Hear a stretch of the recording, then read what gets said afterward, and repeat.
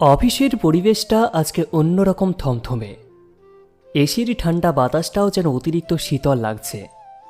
কারণ আর কিছুই নয়, আমাদের কোম্পানির নতুন রিজিওনাল হেড হিসেবে জয়েন করেছেন পল্লবী সেনগুপ্ত, যাকে আমরা এতদিন শুধু মিটিংয়ে দূর থেকে দেখেছি আর শুনেছি ওনার মেজাজ আর চাবুকের মতো কথার গল্প।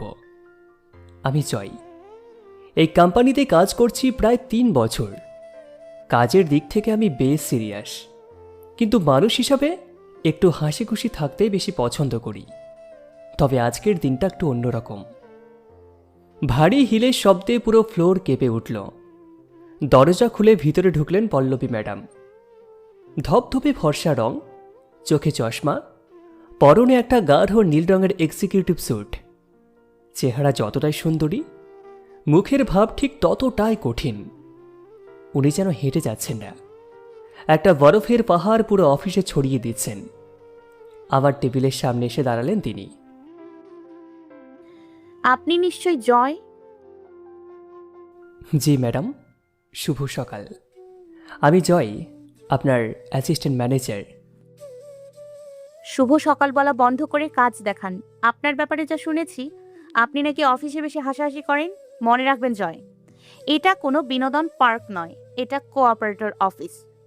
কাজের টেবিলে কোনো আলসেমি বা ফালতু ঢং আমি সহ্য করব না। ক্লিয়ার? অবশ্যই ম্যাডাম, আমি কাজের ক্ষেত্রে সব সময় অনুগত। প্রমাণ কথায় নয়, কাজের টেবিলে দেবেন। পরের 2 ঘন্টার মধ্যে লাস্ট কোয়ার্টারের অল সেলস রিপোর্ট আমার টেবিলে চাই। 1 মিনিটও যেন দেরি না হয়। কথাটা বসিয়ে দিয়ে উনি নিজের কেবিনের দিকে চলে গেলেন। আমি মনে মনে ভাবলাম, বাপ রে বাপ, মেয়ে তো নয়, যেন আস্ত একটা আগ্নেয়গিরি। এতটা অহংকার মানুষের কিভাবে থাকে? 2 ঘন্টা পার হতে না হতেই সেলস রিপোর্ট তৈরি করে ফেললাম। লাঞ্চের ঠিক আগে রিপোর্ট নিয়ে ওনার কেবিনে ঢুকলাম। সে সময় উনি মন দিয়ে কিছু ফাইল দেখছিলেন। ম্যাডাম, আপনার চাওয়া রিপোর্টটা কিন্তু রেডি। টেবিলে রাখুন। আর শুনুন, আমার মাথাটা ধরেছে।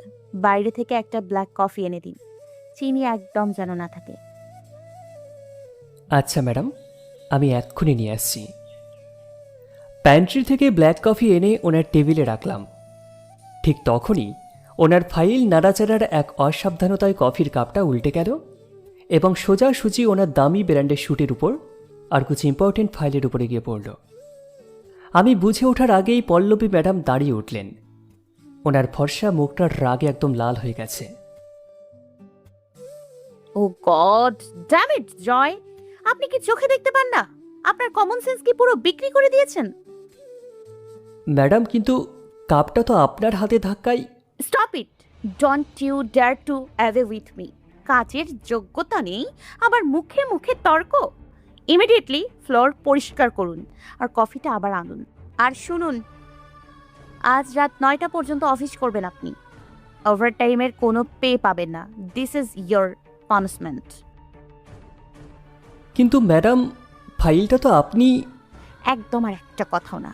Just get out from my cabin. আমি আর কথা বাড়ালাম না, মাথা নিচু করে বেরিয়ে এলাম সেখান থেকে। সহকর্মীরা সবাই করুণার চোখে আমার দিকে তাকাচ্ছিল, কিন্তু আমার ভিতরে প্রচণ্ড অপমান আর রাগ জমছিল। এত অহংকার আর দম্ভ একটা মানুষের কিভাবে হতে পারে? আমি নিজের মনে ভাবলাম, এই অহংকারী ম্যাডামকে একদিন না একদিন ঠিক তার ভুল বোঝাতেই হবে। কাজের চাপে বেশ কয়েক মাস কেটে গেল। ম্যাডামের অহংকার এবং কঠোরতা একটুও কমেনি, বরং দিন দিন যেন বেড়েই চলেছে। এরই মধ্যে আমাদের অফিসে 2টো নতুন ক্যারেক্টারের এন্ট্রি হলো, রোহিত আর রিমি। রোহিত আমার ফ্রেন্ড আর রিমি নতুন জয়েন করা জুনিয়র। সবাই যখন ম্যাডামকে এড়িয়ে চলত, দেখা গেল রোহিত আর রিমি গোপনে একে অপরকে ভালোবেসে ফেলেছে। কিন্তু পল্লবী ম্যাডামের যে নিয়ম, অফিসে কোনো প্রেম ভালোবাসা বা গল্পগুজব চলবে না। তাই ওদের পুরো প্রেমটা যেন আমার আড়ালে আমার সাহায্যের উপর ভিত্তি করে এগোচ্ছিল। একদিন কাজের জন্য অফিসে আমরা সবাই গভীর রাত পর্যন্ত আটকে পড়েছিলাম। রোহিত আর রিমি এক কোণে বসে খুব সাবধানে কথা বলছিল। রোহিত রিমির জন্য একটা ছোট্ট চকলেট এনেছিল। রিমি, এই চকলেটটা নাও। সারাদিন অনেক খেটেছ, একটু মিষ্টি মুখ করো। থ্যাংক ইউ রোহিত, কিন্তু কেউ দেখে ফেললে খুব বিপদ হবে। জয়দা দূরে দাঁড়িয়ে পাহারা দিচ্ছে বলেই রক্ষে। আমি একটু দূরে দাঁড়িয়ে থেকে পাহারা দিচ্ছিলাম। হঠাৎ দেখি পল্লবী ম্যাডাম কেবিন থেকে বের হচ্ছেন। আমি দ্রুত রোহিত আর রিমিকে অ্যালার্ট করলাম, কিন্তু ততক্ষণে দেরি হয়ে গেছে। এসব কি হচ্ছে এখানে? রিমি, রোহিত, আপনারা কাজের জায়গায় এসব ফাইজলামি করছেন? হ্যাঁ, অফিসের নিয়ম আপনারা জানেন না? ম্যাডাম, আসলে জয়, আপনি চুপ থাকুন। ওদের তো সাহস কম নয়। অফিসের টাইমে রোম্যান্স চলছে। রোহিত, কাল সকালে আপনার টার্মিনেশন লেটার রেডি থাকবে। আর রিমি, আপনাকে ওয়ার্নিং দেওয়া হচ্ছে। ম্যাডাম, দয়া করে রোহিতকে চাকরি থেকে বের করবেন না। আমাদের ভুল হয়ে গেছে, আর কোনোদিন এরকম হবে না। কান্না থামান রিমি, এটা ড্রামা প্র্যাকটিসের জায়গা নয়। কাজের কোয়ালিটি নেই, প্রেম করতে এসছেন। কথাগুলো শুনে আমার মাথায় যেন রক্ত চড়ে গেল। একটা সাধারণ উপহার বা ভালোবাসার জন্য দুটো মানুষের ক্যারিয়ার নষ্ট করে দেবে? আমি নিজের রাগকে ধরে রাখতে পারলাম না। ম্যাডাম, আপনি কি একটু বেশি বাড়াবাড়ি করছেন না? পল্লবী ম্যাডাম চমকে আমার দিকে তাকালেন। ওনার চোখে চোখ রেখে আমি দাঁড়িয়ে গেলাম। হোয়াট? আপনি আমার সাথে এভাবে কথা বলছেন জয়? হ্যাঁ বলছি, কারণ আপনি মানুষকে মানুষ বলে মনে করেন না। আপনার কাছে শুধু রুলস আর প্রফিটই কি সব? ভালোবাসার মানে কি আপনি জানেন? কেউ কাউকে একটা চকলেট দিল বলে তার ক্যারিয়ার শেষ করে দেবেন? আপনার এই অতিরিক্ত অহংকার আর পাষাণ হৃদয়ের জন্য অফিসে কেউ আপনাকে ভালোবাসে না। সবাই শুধু ভয় পায় আর আপনাকে ঘৃণা করে। পুরো ফ্লোরে নিস্তব্ধতা নেমে এলো। রোহিত ও রিমি ভয়ে চোখ বড় বড় করে তাকিয়ে আছে। পল্লবী ম্যাডাম কয়েক মুহূর্ত স্তব্ধ হয়ে দাঁড়িয়ে রইলেন। ওনার চোখে এক মুহূর্তের জন্য কিছুটা কষ্ট বা অপরাধবোধের ছায়া দেখা গেল, কিন্তু পরক্ষণেই সেটা আবার এক কঠিন বরফে পরিণত হল। জয়, আপনি সীমা লঙ্ঘন করছেন। আমি আমার লিমিট জানি ম্যাডাম, কিন্তু আপনারও জানা উচিত অহংকার পতনের মূল। ভালোবাসা কোনো অপরাধ নয়। আপনি একা, তাই বলে কি সবাইকে একা আর বিষণ্ণ থাকতে হবে? পল্লবী ম্যাডাম কোনো কথা না বলে নিজের ব্যাগের জিপ বন্ধ করলেন। ওনার হাতটা সামান্য কাঁপছিল। রোহিত আর রিমির ব্যাপারে সিদ্ধান্ত আমি কাল সকালে নিব। আর জয়, কাল থেকে আপনাকে আমার সাথে সাইট পরিদর্শনে যেতে হবে। ড্রাইভার থাকবে না, আপনি ড্রাইভ করবেন। তৈরি থাকবেন। কথাটা বলেই উনি দ্রুত পায়ে অফিস থেকে বেরিয়ে গেলেন। ভাই জয়, তোর জন্য তোর চাকরিটাই না চলে যায়। এত বড় ঝুঁকি কেন নিতে গেলি ভাই? আরে ধুর, অত ভাবিস না তো। অন্যায়ের প্রতিবাদ করেছি, যা হবার তা হবে। আমি শুধু হাসলাম, কিন্তু আমার মনে একটা খটকা রয়েই গেল। পল্লবী ম্যাডামের ওই কঠিন চোখের পিছনে কি কোনো লুকিয়ে থাকা কান্না বা অতীত লুকিয়ে আছে? পরদিন সকালে আমরা একটা দূরে সাইট পরিদর্শনের জন্য রওনা হলাম। গাড়িতে শুধু আমি আর পল্লবী ম্যাডাম। উনি পিছনের সিটে গম্ভীর হয়ে বসে আছেন, চোখে কালো সানগ্লাস। গাড়ির ভিতরের পরিবেশটা এতটাই চুপচাপ যে নিজে নিঃশ্বাসের শব্দ শোনা যাচ্ছিল। গাড়ি বেশ কিছুটা পথ যাওয়ার পর হঠাৎ করে আকাশ মেঘলা হয়ে এলো। পাহাড়ি রাস্তার মতো খাঁজকাটা ট্রাকে কালচে মেঘের আনাগোনা। কিছুক্ষণের মধ্যে শুরু হলো প্রবল মুষলধারে বৃষ্টি। আমি সাবধানে গাড়ি চালাচ্ছিলাম, কিন্তু দুর্ভাবনার বিষয় হলো পাহাড়ি নির্জন রাস্তার মাঝখানে এসে গাড়ির ইঞ্জিনটা এক ঝাঁকুনি দিয়ে বন্ধ হয়ে গেল। সেট! গাড়ি তো স্টার্ট নিচ্ছে না। কি হয়েছে জয়? গাড়ি বন্ধ হলো কেন? দেখছি ম্যাডাম। আমি বাইরে নেমে বৃষ্টিতে ভিজে পনেট খুলে দেখলাম ইঞ্জিনের ভিতরের বেল্ট ছিঁড়ে গেছে। এই বৃষ্টিতে এই নির্জন জায়গায় মেকানিক পাওয়া প্রায় অসম্ভব, আর ফোনেও কোনো নেটওয়ার্ক নেই। আমি আবার গাড়িতে ফিরে এসে দরজায় বসলাম। ম্যাডাম, গাড়ির পার্টস নষ্ট হয়ে গেছে, আর বাইরে যে পরিমাণ বৃষ্টি, এখান থেকে এখন সাহায্য পাওয়া কঠিন। মোবাইলে কোনো নেটওয়ার্ক নেই। হোয়াট? আপনি কি পাগল হয়ে গেছেন? এই নির্জন জায়গায় আমরা আটকে থাকবো? কোনো মেকানিক ডাকুন। নেটওয়ার্ক থাকলে তো ডাকবো ম্যাডাম। প্রকৃতির উপর তো আর আমার কোনো হাত নেই। আমাদের আপাতত এই গাড়িতেই অপেক্ষা করতে হবে যতক্ষণ না বৃষ্টি থামে বা কেউ আমাদেরকে সাহায্য করে। পল্লবী ম্যাডামের মুখে ভয়ের ছাপ স্পষ্ট ফুটে উঠল। বাইরে বিজলি চমকে উঠল এক বিকট শব্দে। ম্যাডাম হঠাৎ লাফিয়ে উঠে ওনার 2 হাত দিয়ে আমাকে জড়িয়ে ধরলেন। আহ, জয়! আমি পুরো বাকরুদ্ধ হয়ে গেলাম। যে অহংকারী পল্লবী ম্যাডাম মানুষকে মানুষ বলে মনে করে না, তিনি এখন ভয়ে আমার শার্ট শক্ত করে আঁকড়ে ধরে আছেন। তার শরীর কাঁপছে। ম্যাডাম, শান্ত হন, কিচ্ছু হয়নি। ওটা তো শুধু একটা বজ্রপাত। পল্লবী ম্যাডাম বুঝতে পারলেন তিনি কি করেছেন। তিনি দ্রুত আমাকে ছেড়ে দিয়ে কিছুটা দূরে সরে বসলেন। ওনার ফর্সা গাল দুটো লজ্জায় আর সংকোচে লাল হয়ে উঠল। I am sorry. আমি বজ্রপাত খুব ভয় পাই।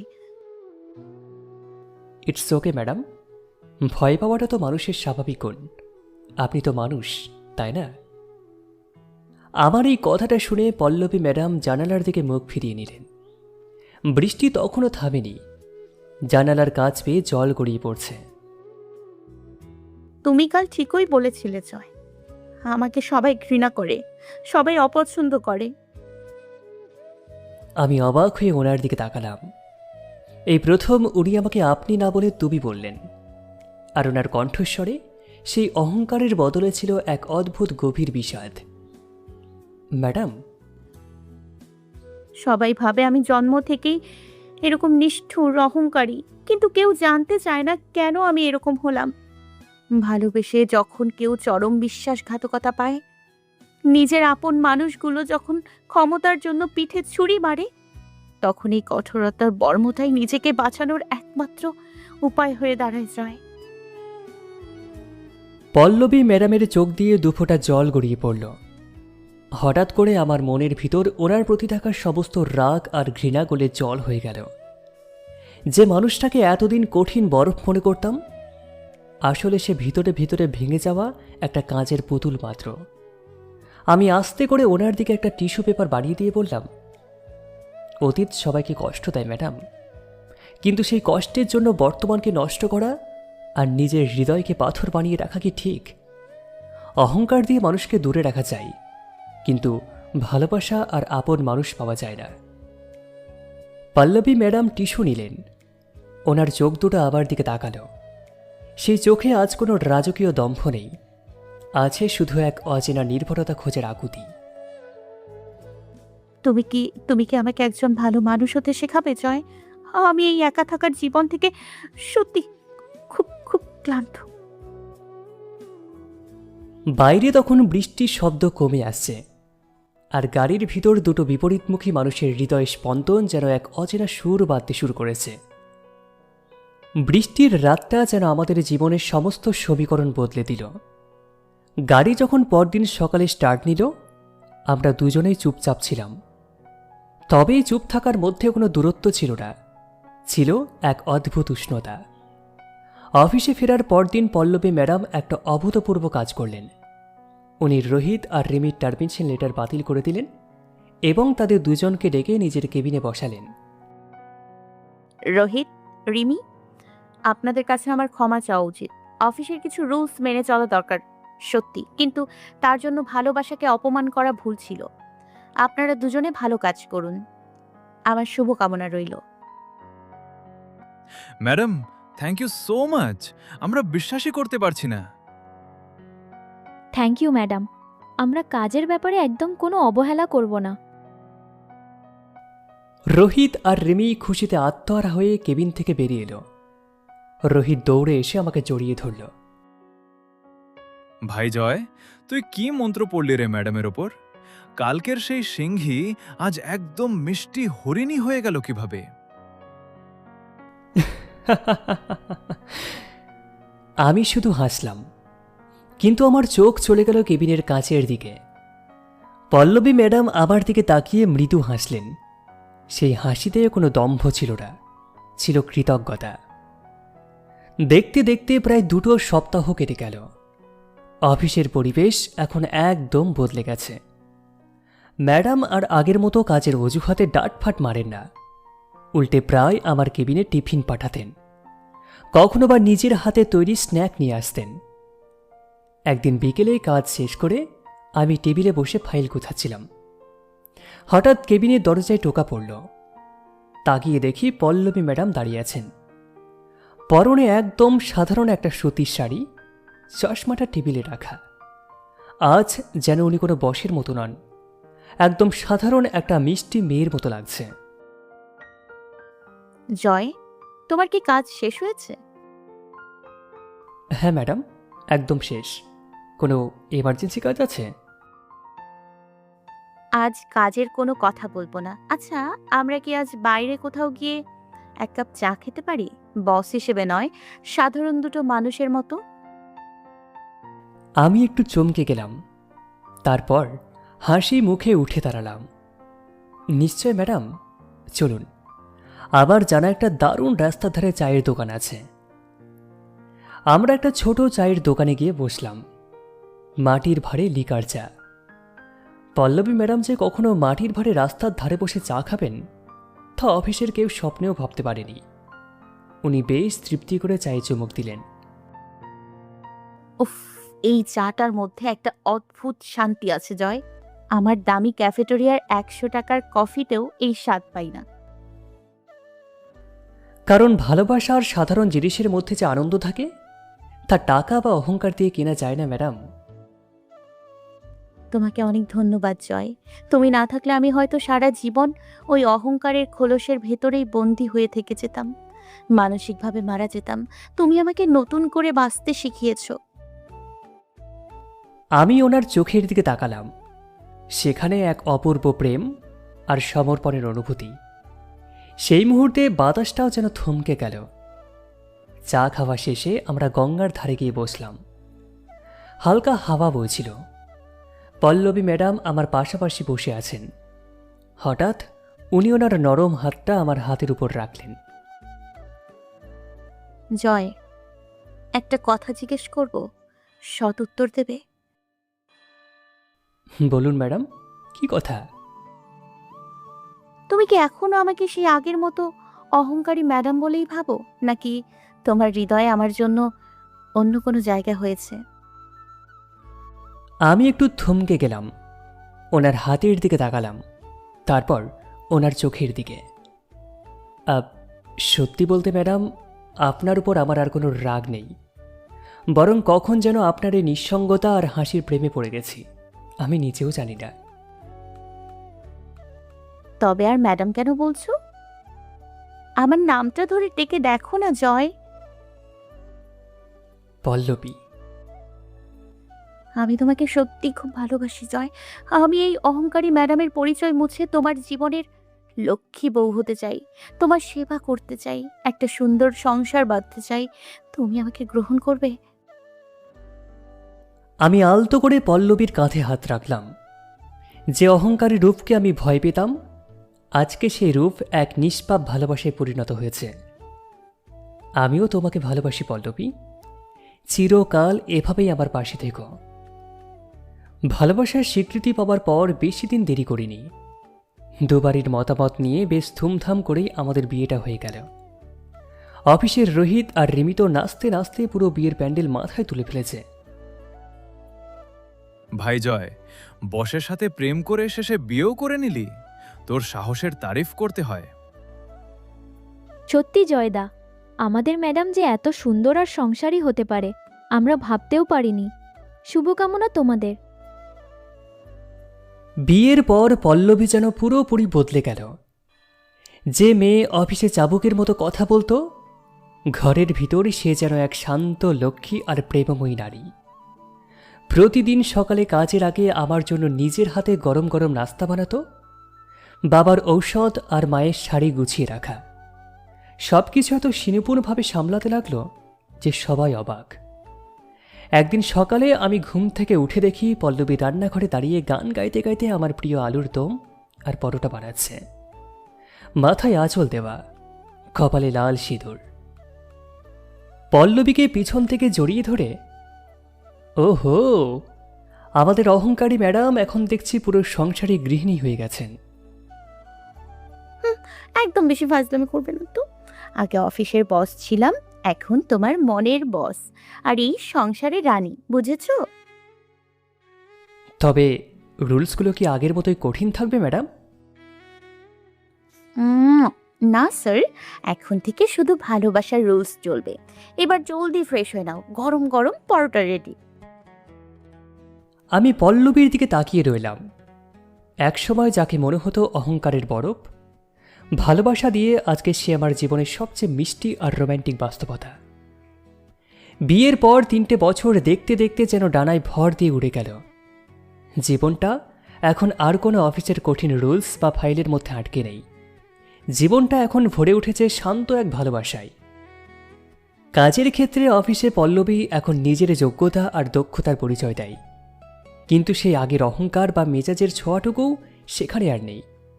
সাব অর্ডিনেটদের কাছে সে একজন শ্রদ্ধেয় এবং দরদি বস, আর বাড়ি ফিরলেই সে আমার পরম যত্নের সংসারী বউ। একদিন অফিসে কাজ শেষ করে বেশ ক্লান্ত হয়ে বাড়ি ফিরলাম। সোফায় হেলান দিয়ে বসতেই পল্লবী 1 কাপ ধোয়া ওঠা গরম চা আর স্ন্যাক্স নিয়ে এসে আমার পাশে বসল। খুব ক্লান্ত লাগছে জয়, আজ অফিসে কাজের চাপ বড্ড বেশি ছিল না? একটু তো ছিলই, কিন্তু বাড়ি ফিরে তোমার এই মিষ্টি মুখটা দেখলে সমস্ত ক্লান্তি এক নিমেষে উধাও হয়ে যায় পল্লবী। সত্যি নাকি আমাকে তোষামত করার নতুন কোনো কৌশল এটা? একদম সত্যি। আচ্ছা বলো তো, যে ম্যাডাম একসময় 1 ফোঁটা কফি জামায় পড়লে পুরো অফিস মাথায় তুলত, সে ম্যাডাম আজকে তো মিষ্টি করে চা বানানো শিখলো কোথা থেকে? অহংকার আর রাগ দিয়ে তো মানুষের ভালোবাসা পাওয়া যায় না জয়। তোমার ভালোবাসা আমাকে বুঝিয়ে দিয়েছে সংসারের আসল আনন্দ অন্যকে আগলে রাখার মধ্যে, নিজের মতামত চাপিয়ে দেওয়ার মধ্যে নয়। এই 3 বছরে আরেকটা বড় ঘটনা ঘটেছে। রোহিত আর রিমি প্রেমটাও অবশেষে পূর্ণতা পেতে চলেছে। আজ ওদের বিয়ের শুভ দিন। প্যান্ডেলে আলো ঝলমল করছে। রোহিত বর বেশে বসে আছে আর রিমি বেনারসি পরে সাজগোজ করছে। আমি আর পল্লবী ওদের সাথে দেখা করতে গেলাম। জয় ভাই, তোরা এসে গেছিস? দেখো তো আমাকে কেমন লাগছে। একদম রাজপুত্রের মতো লাগছে ভাই। রোহিত, আজ তোমাদের এই দিনটা দেখে আমার খুব আনন্দ হচ্ছে। একসময় আমিই তো তোমায় কাজ থেকে বের করে দিতে চেয়েছিলাম। ও কথা আর একদম ভাববেন না ম্যাডাম। আপনি সেদিন জয়দার উপর রাগ করেছিলেন বলেই তো জয়দা আপনার মনের আসল রূপটা দেখতে পেয়েছিল। আপনারাই তো আমাদের প্রেরণা। একদম না রিমি, আজ থেকে আমাকে আর ম্যাডাম বলবে না। আমি এখন তোমাদের বৌদি, বুঝেছো? সবাই একসাথে হেসে উঠলাম। পুরনো সেই মেঘ কেটে গিয়ে চারপাশের বাতাসে শুধু খুশির হাওয়া বইছিল। রোহিত আর রিমির বিয়ের কয়েক মাস পরের কথা। দিনটা ছিল এক বৃষ্টি ভেজা বিকেল। ঠিক তেমনই এক বৃষ্টি যে রাতে গাড়ির ভিতর প্রথমবার পল্লবীর সাথে আমার মনের দূরত্ব কমেছিল। আমি ব্যালকনিতে দাঁড়িয়ে বৃষ্টির দিকে তাকিয়েছিলাম। হঠাৎ পল্লবী পিছন থেকে এসে আমার কোমর জড়িয়ে ধরে কাঁধের মধ্যে মাথা রাখল। কি ব্যাপার পল্লবী, আজ এত ভালোবাসা আসছে যে? জয়, তোমার মনে আছে সেই বৃষ্টি ভেজা রাতের কথা, যখন তুমি আমাকে বলেছিলে অতীত ভুলে নতুন করে বাঁচতে? হ্যাঁ, খুব ভালোভাবেই মনে আছে। কেন বলো তো? আজ আমাদের ভালোবাসা আরও এক ধাপ পূর্ণতা পেল জয়। আমাদের সংসারে একজন নতুন অতিথি আসতে চলেছে। আমরা বাবা মা হতে চলেছি। পল্লবী, তুমি তুমি সত্যি বলছো? হ্যাঁ জয়, ডাক্তার আজ কনফার্ম করেছেন আমাদের ছোট্ট একটা পৃথিবী আসতে চলেছে। আমি আনন্দে বাকরুদ্ধ হয়ে গেলাম। পল্লবীকে শক্ত করে জড়িয়ে ধরলাম। যে মানুষটা একসময় নিজেকে পৃথিবীর সব থেকে একা মনে করত, আজকে সে আমার জীবনের সবচেয়ে বড় উপহার দিল। সময় গড়িয়ে চলল। 9 মাস পর আমাদের ঘরে এলো আমাদের ছোট্ট রাজকন্যা। তাকে কোলে নিয়ে যখন পল্লবী হাসছিল, তখন মনে হচ্ছিল পৃথিবীর সমস্ত সৌন্দর্য যেন ওই দুটো মানুষের উপর এসে পড়েছে। রাতে মেয়েকে ঘুম পাড়িয়ে পল্লবী আমার পাশে এসে বসল। ঘরে টিমটিমে আলো জ্বলছে। জয়, জানো, মাঝে মাঝে ভাবি সেদিন যদি কফির কাপটা না উল্টাতো আর তুমি যদি আমার অন্যায়ের প্রতিবাদ না করতে, তবে আমার কি হতো? তবে হয়তো এই অহংকারী ম্যাডামটা কখনোই আমার মিষ্টি বউ আর সংসারের লক্ষ্যে হয়ে উঠতে পারত না। আমি সত্যি খুব ভাগ্যবতী জয়, যে তোমার মতো একজন জীবন সঙ্গী পেয়েছি, যে আমার অহংকারকে গালমন্দ না করে ভালোবাসা দিয়ে আমার হৃদয়টা বদলে দিয়েছে। আর আমিও ভাগ্যবান পল্লবী, কারণ তোমার এই শক্ত বরফের মতো চেহারার ভিতরে যে এত সুন্দর একটা মন লুকিয়েছিল, তা আবিষ্কার করার সুযোগ পেয়েছি। বাইরে তখন হালকা হাওয়া বইছে, আবার এক হাতে ঘুমন্ত ছোট্ট মেয়ে, আর অন্য হাতে জীবনের সবচেয়ে প্রিয় মানুষ পল্লবী। অহংকার পরাজিত হয়েছে ভালোবাসার কাছে, আর জন্ম নিয়েছে এক মিষ্টি সুন্দর সংসার।